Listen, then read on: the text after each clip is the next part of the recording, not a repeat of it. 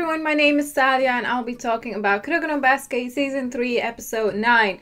This episode was supposed to start with like Kise versus Kagami, and I was so excited to see those two just play against each other, and I was hoping to see the zone and all that and to see Kise copy it, but that didn't happen in this episode. Kise actually got to the bench, so he's on the bench, and Kuroko is on the bench as well. So that's the turn of events. I didn't really expect that to happen in this episode. Then again, they referenced to what Haizaki did to Kise, so with his leg.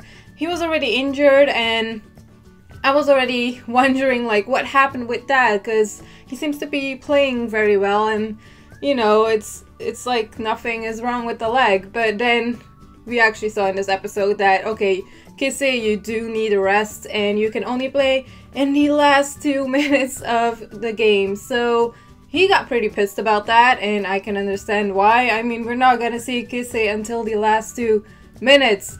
Now the question is, how many points will Seirin have until then, and when is Kuroko going to get back into the game as well? So for Kise we know that, for Kuroko we do not, and it was kind of a shame. Before they decided to get Kuroko back on the bench, they actually figured out how his phantom shot works, so he cannot really use that anymore after he gets back in the game.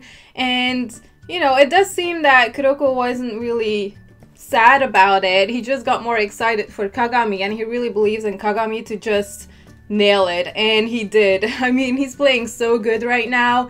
Also, against the other mates of Kise's team, they are very strong as well. You cannot really underestimate them. We also had that backstory with the captain of the team, and I really like him. I got a lot more respect for him from this episode. So we had that backstory with Kasamatsu, so the captain of Kise's team, and Kise himself, and you know, it was very tacky, like they said in the episode, how Kise was just introducing himself, just like, yo, I'm here, I'm the generation of miracles, I'm one of them, and all that. And yeah, Kasamatsu didn't like that, and I really like how Kasamatsu is just like, okay, you might be one of the generation of miracles, but you are not special, you're just a first year like the other ones who are joining, and that's it, you're nothing special. We all have to do our best, we all have to train, we have to do everything just to be able to play together and do our best, and that's it. And that's what I like about Kasamatsu.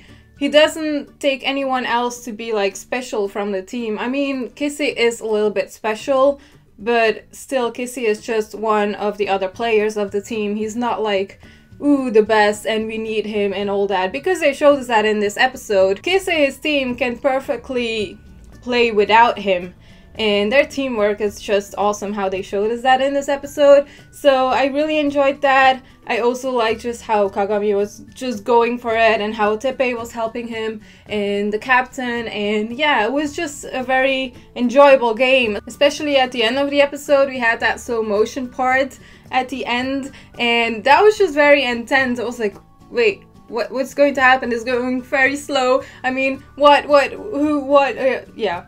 That's basically what happened in my mind when I was watching that, but that was pretty epic to see, and I enjoyed when they do these slow motion shots because they look very good in the season. Anyways, how this episode was going was very awesome. I really enjoyed it. Now Kuroko is out of the game, and Kise as well, so that gives us a little bit more attention and more development kind of for Kagami and, you know, Kaijo. So it's really awesome to see that. I'm wondering when Kuroko will get back into the game, and you know, Kise, we will probably see him like kind of suffering on the bench for the next episode because he can't do anything. It just feels bad that he cannot do anything, and it's all because of that stupid guy Haizaki. So yeah, thank you, asshole.